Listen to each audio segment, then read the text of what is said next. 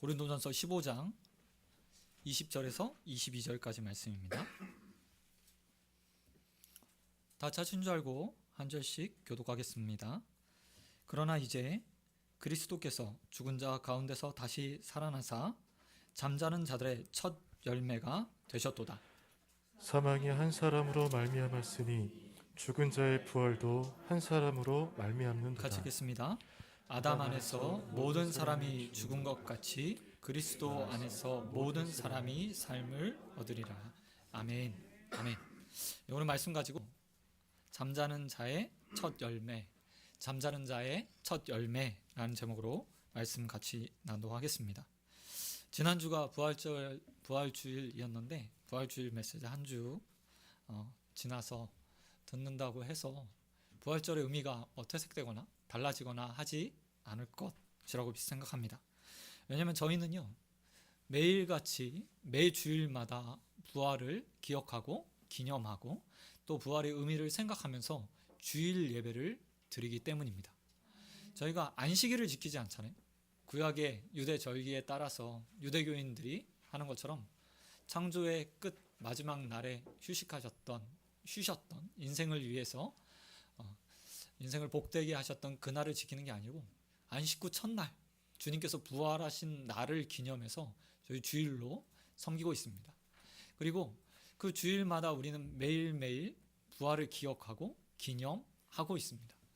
그럼에도 불구하고요 이 주일이라는 의미가 부활이라는 의미가 주일에 퇴색되거나 좀 약해져 있는 것들을 우리는 종종 발견하게 됩니다. 매주 부활을 기념해야 됨에도 불구하고 우리는 그냥 주일 지키는 것, 예배하는 것 그것에서 멈춰 있을 때가 참 많이 있어요. 사실 초대교회 성도들은 매일매일 예배를 드렸습니다. 매일매일요. 그리고 매일매일 성찬을 했습니다. 주님의 죽음을 기념하고 또 부활을 기념하기 위해서 성찬을 하면서 매일매일 예배를 드렸어요. 그렇게 했던 이유는 단 한 가지 때문이었습니다. 주님께서 곧 오시겠다라고 말씀하셨기 때문입니다. 그들은 이 곧이라는 말이요 시간적으로 가까운이라고 생각했어요. 그렇기 때문에 주님이 언제 오실까, 승천하셨던 주님께서 언제 재림하실까라는 소망들을 가지고 매일매일 모여서 함께 예배하고 떡을 떼고 포도주를 나누고 성찬을 하면서 그 가운데 부활의 주님이 다시 오시길, 재림하시길 기다렸습니다. 그런데 시간이 지나면서요 이 주일의 형태가 좀 예배의 형태가 바뀌어지기 시작했죠. 어떻게 보면 인간의 생각으로 지연된 예수님의 재림, 이것을 계속해서 지키다가 매일매일 예배드리가요 수월치 않게 되는 거예요. 그러면서 공동체는 이제 안식일과 달리 주일날 모여서 예배를 드리면서 지금까지 오게 되었습니다. 그리고 우리는 매주일 부활을 소망하고 부활을 기대하죠. 오늘 본문에 나와 있는 부활의 첫 열매, 잠자는 자들의 첫 열매라는 말은요 고린도 교회를 향한 사도 바울의 부활의 메시지를 담고 있습니다. 사실 고린도전서 15장은요 고린도전서에서 다른 장보다 굉장히 길어요. 이 분류는 사실 후대에 하긴 했지만 어쨌든 굉장히 긴 내용을 담고 있습니다. 그런데 왜 사도 바울이 고린도서서 15장을 기록했을까? 그 앞에 보면요 은사에 관한 이야기고요, 그 앞장 13장은 우리가 잘 알고 있듯이 사랑에 관한 이야기예요. 12장은 또 은사에 관한 이야기죠. 은사와 사랑에 대해서 이야기하다가 갑자기 부활로 이야기가 전환되었습니다. 그리고 그 부활의 이야기를 아주 길게 해요. 그 이유가 무엇이냐면 바로 이것 때문입니다. 미래적 운명, 이게 신학자가 표현한 건데요, 미래적 운명을 받아들이지 못한 성도들 때문에, 미래적 운명을 받아들이지 못한 성도들 때문에 고린도 교회가 우리가 잘 알고 있듯이 많은 문제들을 가지고 있지 않았습니까? 은사로 인해서요 그들은 많은 것들을 받았지만 하나님께서 주신 은사를 가지고 자신을 자랑하고 드러내는 일 가운데 사용했습니다. 뿐만 아니라 그들은 그것으로 인해서요 당파를 졌어요. 그리고 은사의 높음들을 가지고 서로 싸움했습니다. 네가 높네, 내가 높네, 네 은사가 좋네, 내 은사가 좋네 라고 말하면서요 하나 되어야 되고 사랑해야 될 공동체가 그 공동체 가운데 사랑이 깨어져 버린 겁니다. 그런 고린도 교회를 향해서 은사와 사랑을 이야기한 후에 사도 바울은 이 고린도전서 15장을 쓰면서 부활에 관한 이야기를 해줍니다. 왜냐하면 이 땅 가운데 살아가는 성도가 부활 소망을 가지지 않고 있을 때, 온전한 부활 소망을 소망하지 못할 때, 미래 운명이라고 말할 수 있는 그리스도와 함께 우리의 육체가 살아나 영원히 왕노릇 할 것에 대한 기대를 저버렸을 때 현세에 머물러 현세만 바라보고 현세에서 영광을 누리려 한다는 사실을 사도 바울이 알았기 때문입니다. 그런 면에서 우리는 부활을 기억하면서요, 먼 이 얘기, 앞으로 우리가 맞을 미래적 운명이라는 사실들을요 인지하고 살아야 돼요. 그러나 이 먼 미래 운명적 역사는요 오늘 우리가 어떻게 사느냐에 따라서 이루어지는 겁니다. 여러분, 이 땅 가운데서 미래를 소망하게 되면, 먼 미래를 바라보게 되면 어떻게 되죠? 오늘 즐거움을요 생각하지 않게 돼요. 오늘 자랑을 생각하게 되지 않아요. 오늘은 먼 미래의 결말들을 우리가 알고 있기 때문에 그 가운데 그 결말들을 얻기 위해서 오늘 하나하나 차곡차곡 그 결말을 향해서 나아가는 발걸음들요 내딛게 되어지죠. 하지만 현세만 바라보게 되면 그 가운데 오늘 내가 어떻게 영광 받을까? 어떻게 내가 오늘 사람들에게 칭찬받을까? 칭송받을까만 생각하게 됩니다. 그래서 사도 바울은 우리에게 이렇게 말하고 있습니다. 첫 열매, 잠자는 자의 첫 열매가 되신 부활의 주님을 기억하면서 너희도 나중에 주님과 같이 부활될 것을 기억하라. 부활될 것을 기억하라. 그것들을 소망하라 라고 말씀하고 있습니다. 저와 여러분에게도 이런 소망이 있게 되길 소원드립니다. 이 땅의 짧은 영광이 아니라, 이 땅의 짧은 자랑이 아니라, 이 땅의 짧은 누림이 아니라 주님과 함께 영원히 왕노릇할, 우리의 육체와 영원히 주님 앞에서 영원히 하나님 나라에 거하게 될 미래적 운명들을 소망하며 살아가는 저와 여러분 되길 주님의 이름으로 축원드립니다. 그런데 우리가 이 부활을 생각하면서요 생각할 것이 있어요. 그것은 바로 이 영광, 첫 열매가 어떻게 이루어졌는가 하는 것입니다. 어떻게 완성됐는가 하는 것입니다. 부활이 있기 위해서 반드시 필요한 것이 무엇입니까? 그게 바로요 죽음이죠. 죽음이요. 사도 바울은 오늘 15장 전체를 읽지 않았지만 15장 20절에서 잠자는 자의 첫 열매라고 말하면서 부활의 예수님을 이야기해요. 그런데 그 앞에 19절까지 무엇을 이야기하신지 아십니까? 죽음에 관한 이야기들이에요. 죽음에 관한 이야기. 이 죽음을 우리가 온전하게 기억하고 생각하지 않으면 부활의 영광이 헛되게 됩니다. 여러분 잘 알고 계실 겁니다. 많이 들어보셨을 거예요. 고난 없는 영광은 없다. 십자가 없는 영광은 없다. 그와 마찬가지로 부활도 십자가 없는 부활은 없는 거예요. 성도도 마찬가지입니다. 우리가 부활을 누리고 싶으십니까? 영광을 누리고 싶으십니까? 오늘 그리스도의 부활에 동참하기를 원하십니까? 그렇다면 그 가운데 예수 그리스도의 십자가를 먼저 기억하십시오. 또한 우리에게 말씀하신 제 십자가를 지고 주님을 따르기를 작정하셔야 합니다. 우리가 그래서 부활에 앞서 좀 십자가에 관한 이야기들을 나누고자 합니다. 예수님의 죽음이요, 어떤 신학자가 이렇게 멋지게 표현했더라고요. 계획된 죽음. 계획된 죽음. 죽음을 계획하는 사람들이 있죠. 네, 죽음을 계획하는 사람들이 있어요. 자기의 삶을 스스로 끊고자 하는 사람들은 죽음을 계획하죠. 그러나 거의 대부분의 사람들은요 죽음을 계획하지 않아요. 왜 그렇죠? 언제 찾아올지 모르기 때문입니다.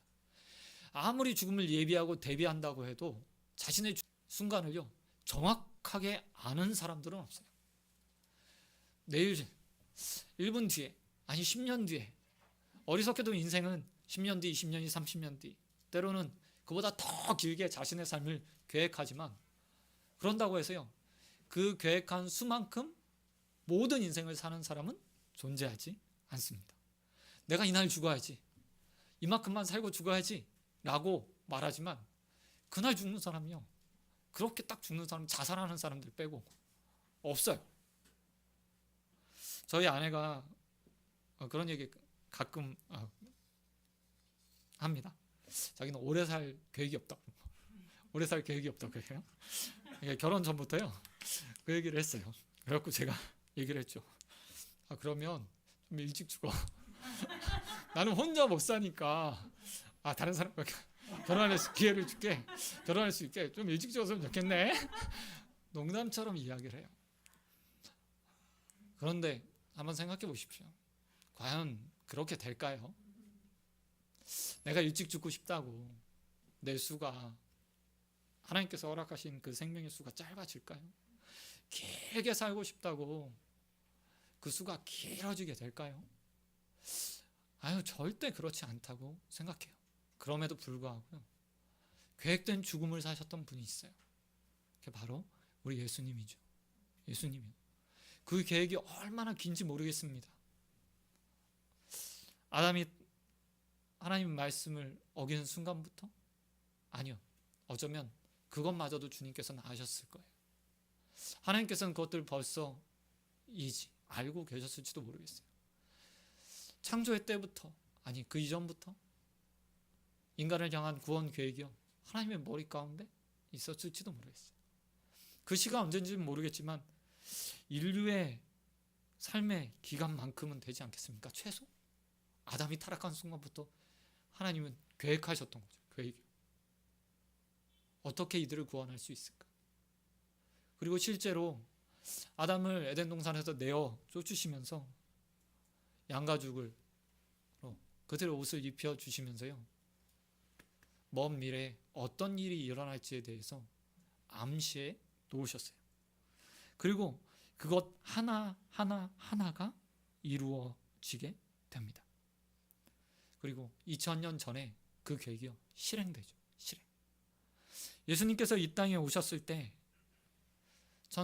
하나님께서 천사를 통해서 예수라는 이름, 태어날 자, 인류의 구원자의 이름을 예수라고 지어 주셨습니다. 그 예수의 이름의 뜻은 이렇습니다. 자기 백성을 저희 죄에서 구원할 자. 자기 백성을 저희 죄에서 구원할 자. 그게 예수님의 이름이셨어요. 계획된 때가 되어서 삼위일체 하나님의 계획 가운데 예수님께서 죽음의 성배를 마시기 위해서 이 땅에 오셨죠.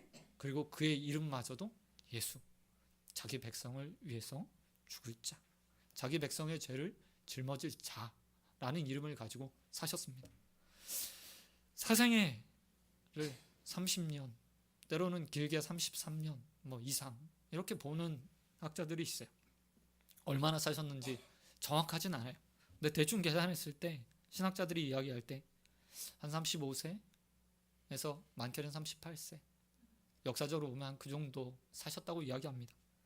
그 사생의 모든 기간들은요, 사실 죽음을 향한 걸음이었습니다. 죽음을 향한 걸음이요. 사생에 대한 기록들이 복음서에 그렇게 많이 나와 있진 않습니다. 그러나 태어나시는 순간부터 주님의 운명은 정해져 있었어요. 계획되어 있었어요. 죽음을 향해 나아가는 거죠.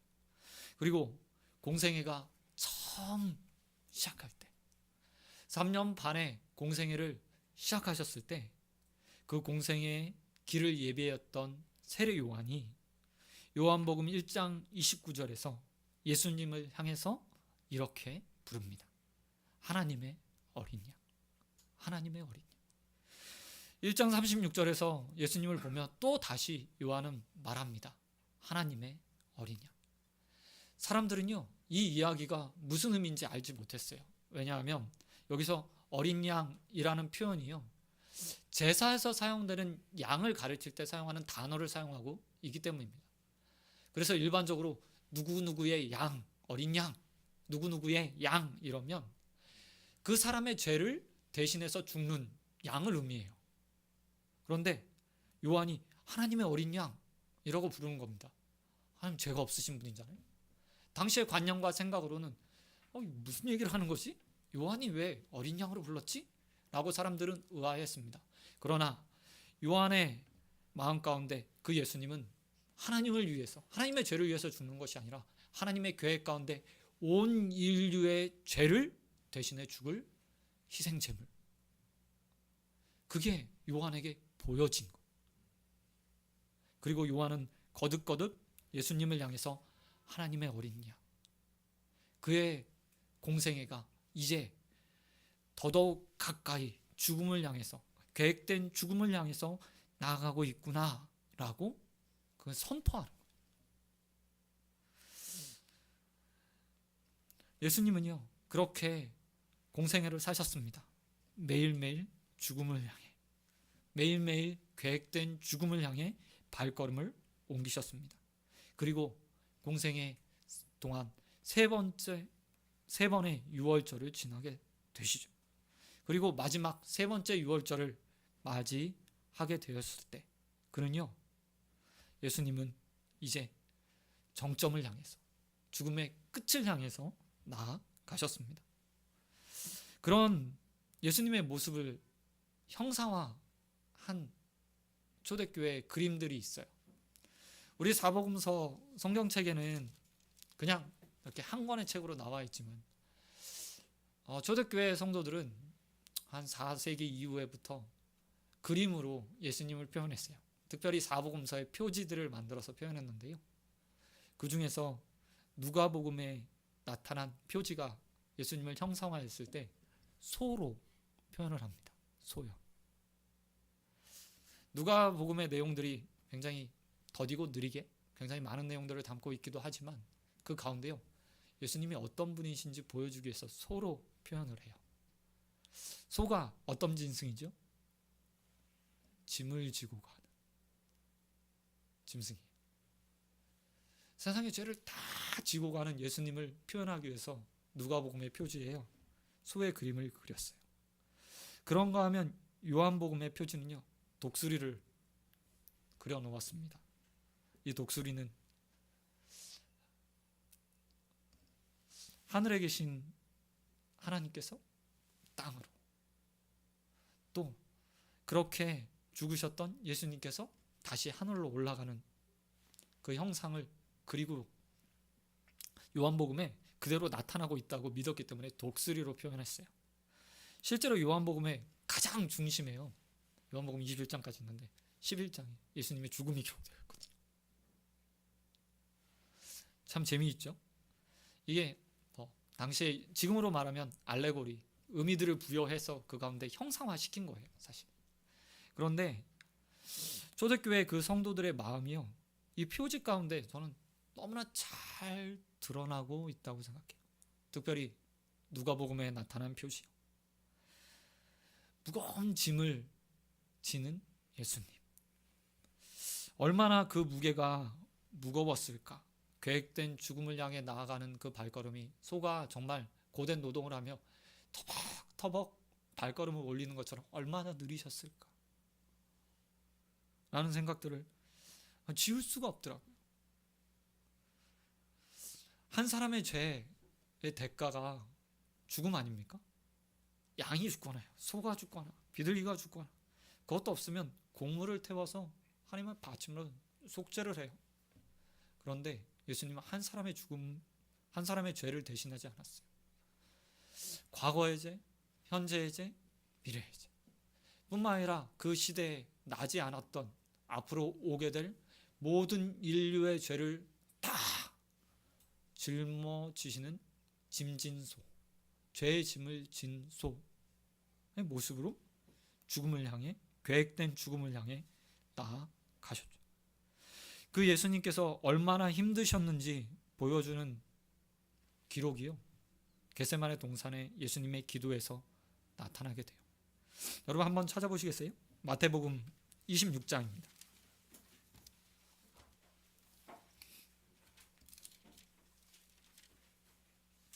26장 39절 말씀인데요.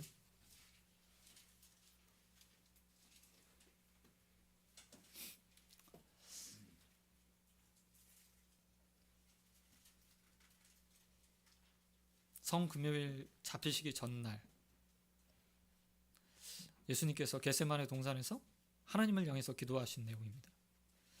조금 나아가 얼굴을 땅에 대시고 엎드려 기도하여 이르시되 내 아버지여 만일 할만하시거든 이 잔을 내게서 지나가게 하옵소서. 그러나 나의 원대로 마시옵고 아버지의 원대로 하옵소서 하시고 만일 내 아버지여 만일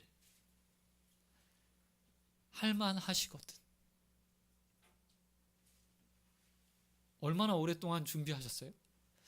얼마나 큰 계획 가운데 자신의 죽음을 계획하셨어요? 얼마나 오랜 시간 그 죽음을 주님께서 준비하셨을까요? 성경의 역사가 한 4,000년 정도 됩니다. 4,300? 4,600? 이 정도 될 것 같아요.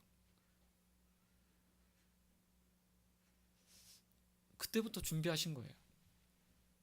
아담의 때가 언제지 정확하게 알 수 없으니까 그보다 더 길 수도 있어요. 그런데 다 계획되고 준비되었고 그것을 위해서 이 땅에 오셨고 이름도 그렇게 주셨던 주님께서 뭐라고 이야기하고 계십니까? 만일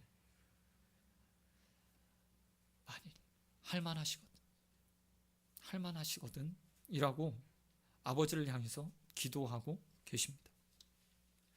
그런가 하면 주님의 기도는 여기서 끝나지 않아요. 겟세마네 동산에서 한 번 기도한 게 아니셨어요. 42절 말씀 보시기 바랍니다. 41절 또 이렇게 기록하고 있습니다. 다시 두 번째 나아가 기도하여 이르시되 내 아버지여 만일 내가 마시지 않고는 이 잔이 내게서 지나갈 수 없거든 아버지의 원대로 되기를 원하시나이다 하시고 전적으로 하나님 앞에 이건 아버지의 뜻이니까 라고 들리십니까? 아니요.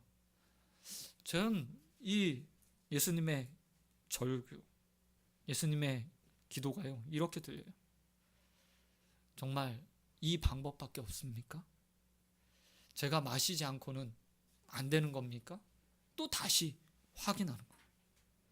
죽음의 고통이 무엇인지 아셨기 때문에 그 고통이 얼마나 큰 것인지 아셨기 때문에요. 주님도요. 또 다시 기도하시는 거예요. 여기서 끝나지 않습니다. 주님은 또 다시 기도했다고 이야기합니다. 세 번째 기도의 내용은요. 성경이 기록하고 있지는 않습니다. 그러나 점진적으로 주님께서는 기도하시면서 더 확신 가운데 계획된 죽음을 이루어야겠구나 라는 방향으로 그 기도의 제목이요. 조금씩 바뀌어가요. 하지만 우리가 잘 알고 있듯이 이 겟세마네 기도는요. 주님이 땀방울이 핏방울이 되는 기도였습니다. 정말 간절했어요. 그 간절한 내용들은 죽음 앞에서 의연할 수 없었던 인생 예수의 모습, 죽음의 고통, 그리고 십자가에서 자신이 겪게 될 하나님의 외면에 대한 그 두려움에 가득한 기도를 시작해서 확신으로 끝나게 됩니다. 뿐만 아니라 그 예수님의 고통은요, 십자가상에서 정점에 이루게 되는 것을 볼 수 있습니다. 마태복음 27장 46절 예수님께서 십자가에서 절규하시며 주님께 하나님께 부르짖습니다. 이렇게 기록하고 있습니다. 제9시쯤에 예수께서 크게 소리질러 이르시되 엘리 엘리 라마 사박다니 하시니 이는 곧 나의 하나님 어찌하여 나를 버리셨나이까 하는 뜻이라. 예수님의 마지막 절규는 하나님을 향해서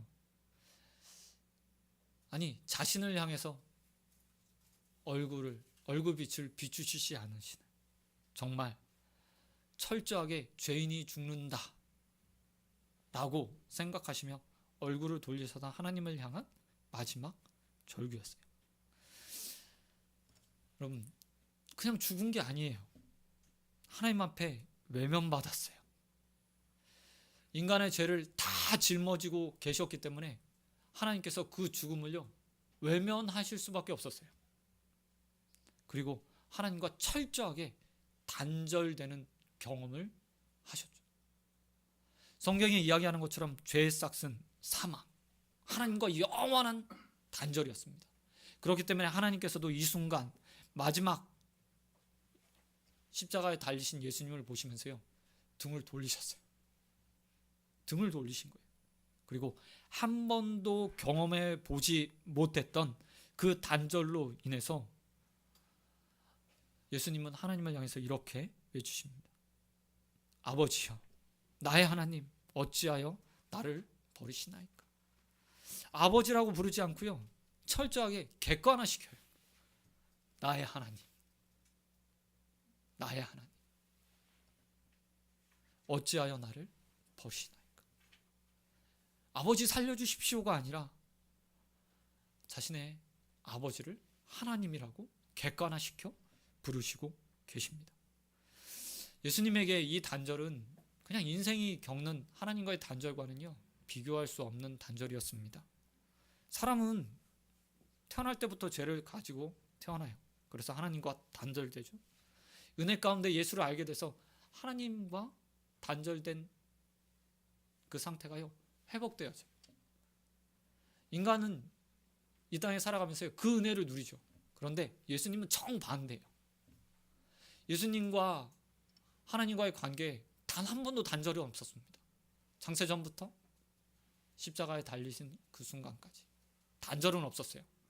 성삼위일체 하나님은 언제나 하나의 생각들을 가졌고 한 뜻을 가졌고 한 마음을 가졌고 한 능력을 가지시고 한 하나님으로 불리셨던 하나된 하나님이었어요. 제가 학교 다닐 때 대학원 다닐 때요 이호준 교수님이라는 분한테 성배라는 그림에 대한 이야기를 들었어요. 저는 인터넷에 아무리 찾아도 그 그림을 찾을 수가 없더라고요. 근데 성배라는 그림이 있대요. 근데 이 그림에 보면 우리가 말하는 영화 보셨죠? 인디아나 존스 보셨을지도 모르겠어요. 거기 보면 이렇게 잔이 예수님께서 축사하셨던 그 잔이 나옵니다. 근데 그 잔이 딱 중앙에 이렇게 테이블에 놓여져 있고요. 3명의 사람이 이렇게 그려져 있는데 한 사람이 정말 이렇게 인상을 쓰고 고민하는 것처럼 그려지고 다른 두 분은 그것들을 바라보고 있는 장면이 이렇게 그려졌다고 해요. 그게 뭐냐면 성삼위 하나님께서 교회 가운데 누가 이 성배를 마셔야 되나 십자가를 져야 되나 라고 고민하시는 장면 표현했다고 해요. 그런 교회 가운데 오셨음에도 불구하고 외면받을 걸 아셨음에도 불구하고요 단 한 번도 경험해보진 못한 떨어짐 때문에 주님께서요 정말 인생이 표현할 수 없는 단절로 인해서 고통 받으셨어요. 저도 아이를 키우고 있지만 아이가 부모랑 이렇게 떨어져 있을 때 처음 이렇게 아이와 부모가 이렇게 격리되는 순간들이 오잖아요. 떨어져 있는 순간들이 와요. 엄마 품에서 아이가 계속해서 이제 젖을 물고 자라나다가 어느 순간 되면 계속 젖을 먹일 수 없으니까 아이 이제 자게 되면 내려놓고 일도 보기도 하고 그렇게 하죠. 그런데 더 성장하게 되면 아이와 부모가 이제 다른 공간에서 일을 나가기도 하고 때로는 어떤 일로 인해서 떨어지는 순간이 와요. 그때 여러분 어떻게 되는지 잘 알고 계시죠? 아이는 엄마가 보이지 않는 순간부터 불안과 두려움으로 인해서 울기 시작합니다. 그리고 부모가 나타나기 전까지요 계속 울어대요. 어느 누구도 말릴 수 없어요. 사실 첫 분리가 됐을 때. 근데 예수님의 외면, 하나님과의 단절도 그런 것들이 아니었을까. 단 한 번도 하나님과 떨어져 본 적이 없어요. 그런 그에게 하나님께서 등을 돌리셨고 예수님은 그로 인해서 부르짖습니다. 나의 하나님, 나의 하나님, 어찌하여 나를 버리십니까? 이렇게 끝나지 않죠. 그리고 사흘이라는 완전한 단절이 예수님에게 주어지게 됩니다. 그리고 나서 주님께서 부활하시죠. 이게 부활의 과정 가운데는 성경의 이야기예요. 그리고 그 부활을 사도 바울은 고린도 교회를 향해서 이렇게 말하고 있습니다. 잠자는 자들의 첫 열매. 이제 처음 시작했어. 주님의 부활이 시작되었어. 첫 열매가 맺혔어. 첫이라는 말 안에 무슨 의미가 담겨 있죠?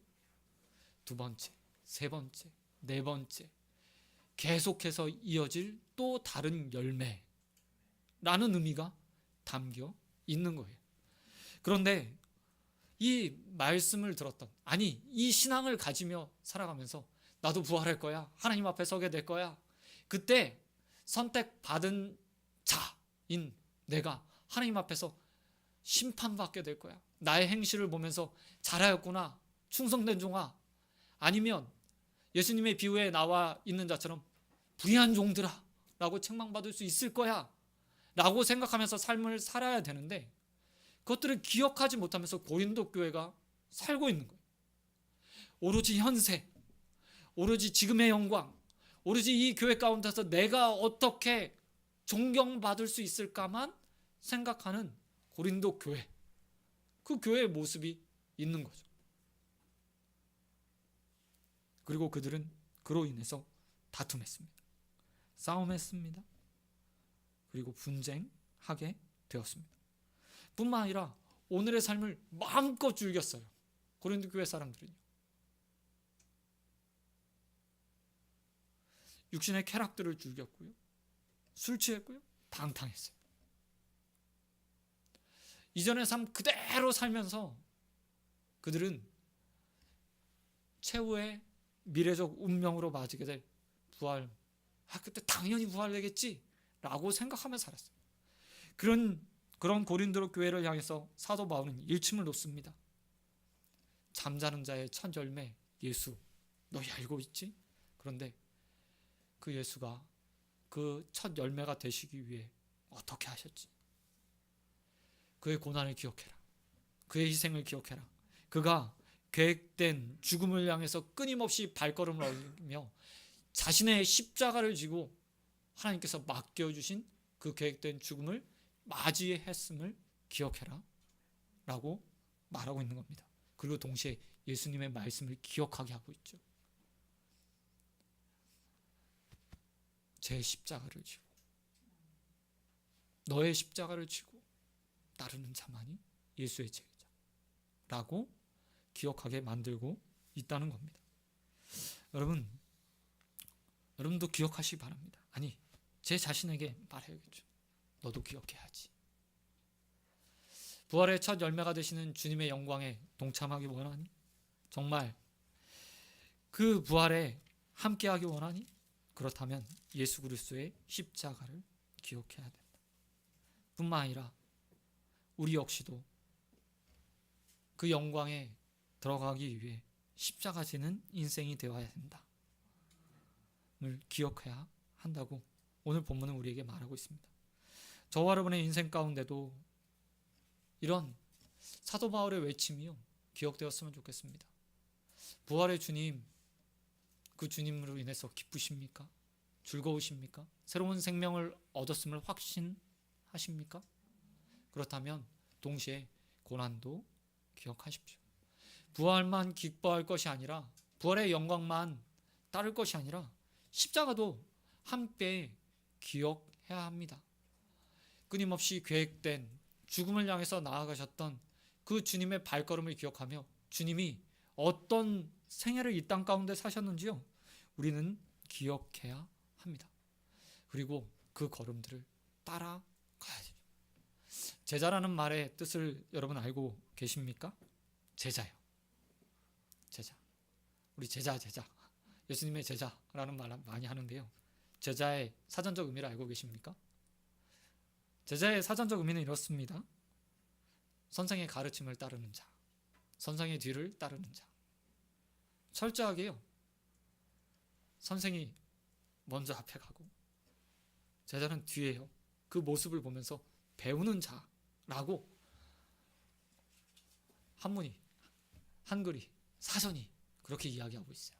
그리고 우리는 우리를 향해서 그렇게 부르죠. 그리스도의 제자. 영광만 생각하며 첫 부활의 열매, 그것만, 단 열매만 생각하는 자들이 아니라 십자가도 함께 기억하며 나아가야 합니다. 말씀 맺도록 하겠습니다. 여러분, 우린 매주일 부활을 기념합니다. 기억합니다. 그리고 그 부활을 누리기 위해서 주일 예배를 드려요. 주님의 날 예배를 드리죠. 그런데 정말 주님의 날을 보내고 계신지 모르겠어요. 부활을 기억하며 사시는지 모르겠어요.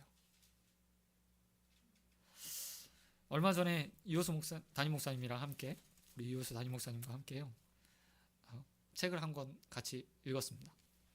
제가 굉장히 존경하는, 사랑하는 교수님 책인데요. 그 책의 내용 중에 한 페이지에 주일에 관한 이야기가 나와요. 그런데 한 주간을 이렇게 우리 달력을 보면서 이렇게 얘기하시더라고요. 주말이라고 말할 때 당신의 주말은 어디까지인지 질문하세요. 그럼 주말이 언제가 주말이죠? 며칠까지 주말입니까? 무슨 요일까지 주말인가요?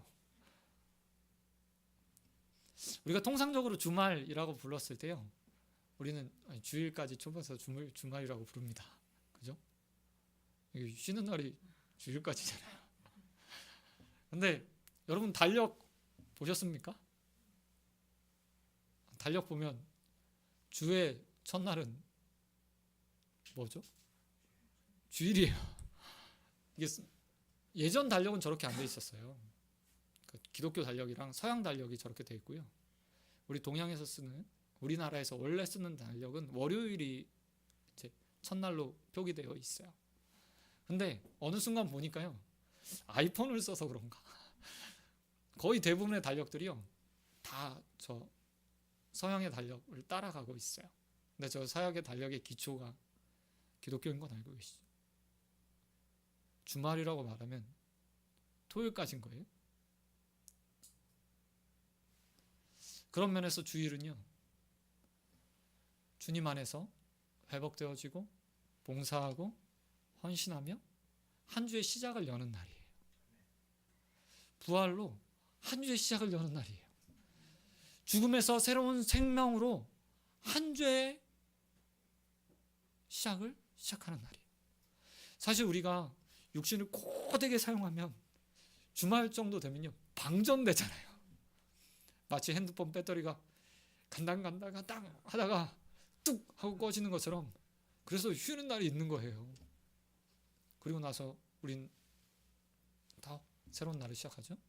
그런데 감사하게도요, 쉬는 토요일까지, 주 5일째 하니까 굉장히 저는 성경적이라고 생각해요. 주 5일째 되면서 토요일 날이요, 그 방전됐던 육체의 쉼을 얻으면서요, 육체의 쉼을 얻어요. 그리고 주일을 맞이하며 첫날부터 사역하고 하나님 말씀으로 새로워지고 새 생명을 얻고 힘을 얻고 또 봉사하고 헌신하며 성도들을 섬겨가면서 내가 한 주간 어떻게 살아야 되는지에 대해서요 충분히 배워요. 그리고 세상에 나가서 또 일하죠. 어떻게 해요? 주님이 매일매일 계획된, 하나님께서 정해주신 그 일을 맞춰가면서 생을 마감하셨던 것처럼 우리도 주님 부르실 때까지 주님께서 우리에게 원하시는 그 일들을 해가면서요 한 주 한 주를 보내고, 주일이 되면 또 주말을 보내고, 주일이 되어서 또 일을 시작하면서 또 하루를 살아가요. 한 주를 살아가요. 여러분에게 주일이 그런 날이었으면 좋겠습니다. 한 주의 끝이 아니라 새로운 주님께서 주시는 새 생명을 가지고 봉사하고 헌신하고 섬기고 주님께서 보내시는 세상을 향해서 나아가기 전에 이 교회 안에서 하나님의 백성들을 섬기며 일을 시작하는 첫날, 그리고 주님께서 주시는 그 미래적 운명들, 먼 미래 바라보면서요, 한 주 한 주를 통해서 주님께서 오신 날 내가 주님과 함께 영원히 왕노도하며 하나님 나라에서 거할 것이라는 확신 가운데 매 주일 주일을 맞이하고 부활을 맞이하고 새로운 생명을 얻어 세상에 나아가 하나님께서 원하시는 일들을 감당하는 저와 여러분 되길 주님의 이름으로 축원드립니다.